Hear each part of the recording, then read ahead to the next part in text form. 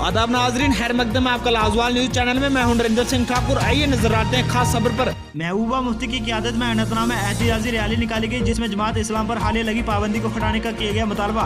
Bureau report Anantnag से जुल्फी मासूद।